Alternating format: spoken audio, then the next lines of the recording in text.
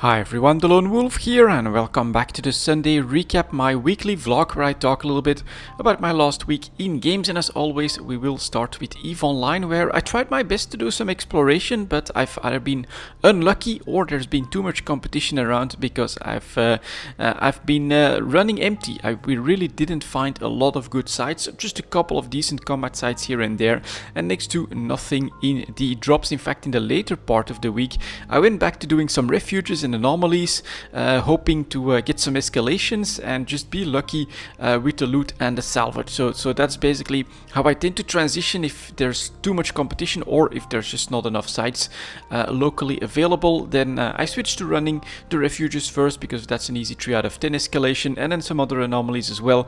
And if I'm unlucky there, what I start to do then is I loot that stuff as well, get a little bit of extra salvage, and that way we always get at least a little bit of a return from our exploration sessions. The blueprint copy business is something that I have been keeping up as well, and that's going decently well. I think I'm selling almost all of my blueprints every single week. The ones that are lagging behind are clearly the BPCs for the structures. Those are down in price, the cores making it difficult despite the destruction of a couple of keep stars and things like that. There doesn't seem to be increased demand at the moment, so those are not doing too well, but the capital ships are more than making up for that. Freighters are going for crazy good prices, orcas are right where they should be, and then you need to be a little bit lucky. Some carriers are doing well, some others are not doing so well, and then the dreadnoughts in general seem to be doing pretty well. That's not too much of a surprise when the Imperium just dropped and lost a lot of them to take care of the first Pappy Keep Star. So overall, a lot of demand for blueprint copies in capital ships at the moment, which is pretty awesome for my business.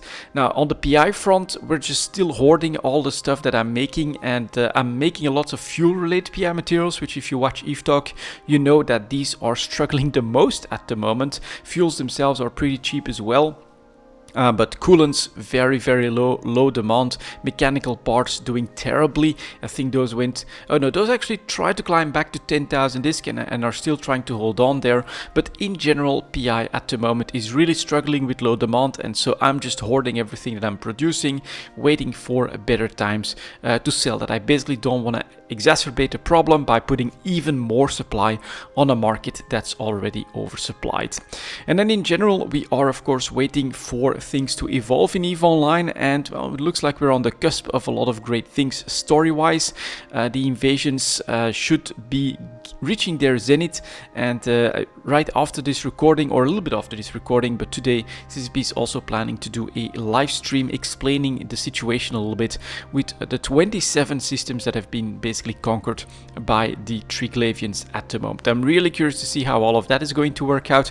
Will we lose the Nyarja access point to Jita? That could really mean that for a Hisek route from Amar to Jita, we will be forced no matter what to take a super long route, and that could change things drastically for I think both of those trade hubs at the moment. So that's going to be super interesting to see how it works.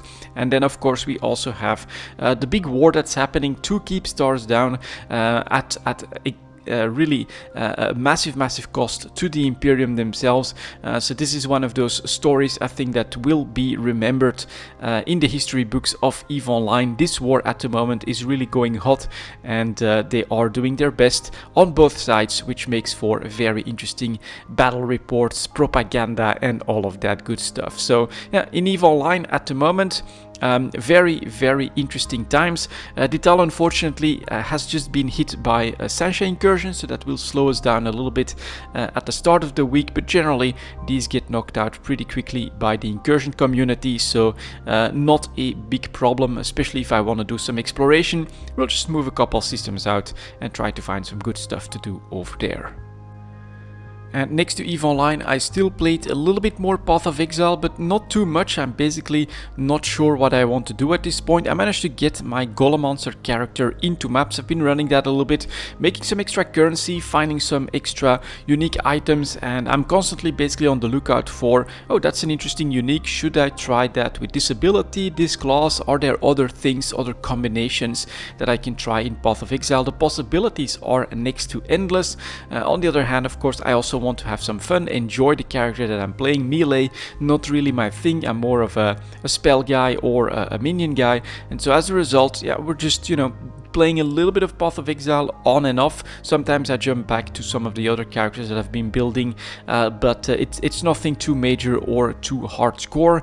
I still really run into that wall of complexity. Once I get into maps, I can do white maps no problem. Yellow maps, that's where I start to struggle, and then red maps are generally a little bit out of reach for the characters that I tend to build, and you basically need more knowledge on all of those old leagues, those old mechanics, those old way of getting important upgrades and big upgrades for your characters. So that's always something that I run into, and then what I tend to do is let my altitis run free, start making other characters, and just try to find something else that could be cool or fun to play. I also quickly want to mention that next week there will be a pre-patch for World of Warcraft Shadowlands, and I will probably take a look at that as well. We'll see how well I can combine it with everything that's happening in EVE Online at the moment, but hopefully I can find a schedule where I definitely want to keep up with everything that's happening in EVE, Triglavians, the war, and of course keeping everything up and running in Dital is my #1 priority, but you know, I want to give the pre-patch and Shadowlands at least a look, if not a decent chance, and we'll give it a good try, and we'll see how it all works out. So yeah, that was my last week in games, guys. Thank you very much for watching, and as always, I'll see you next time.